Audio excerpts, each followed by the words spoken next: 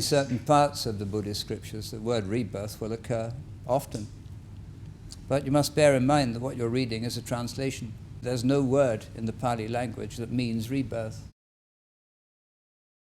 It's difficult to see how you can fit that into a teaching which denies it quite explicitly. The Buddha taught anatta.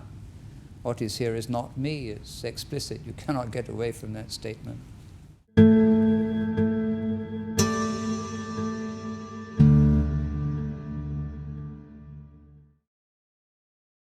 Craving for stimulation. The result of it eventually is going to be a feeling of me, will be born or will arise into the mind.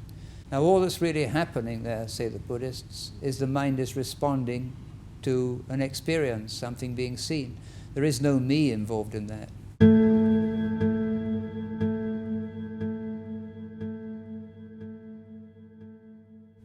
What they're trying to reveal with this kind of teaching is that the self-sense is something that comes as a response to sense experience, but only if you allow the mind to cling to an experience.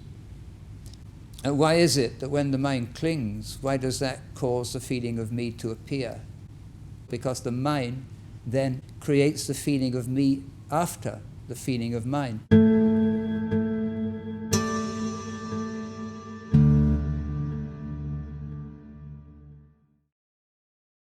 So anapanasati, one of the main aims is to give us the power to control life so it doesn't control us. And the ups and downs of life are still there, but they're not yours, they don't bother you. That feeling of loneliness is not there. Most of us would deny that we are lonely, but this, I'm afraid, is absolutely true. As long as we feel there is a me, we separate ourselves from nature.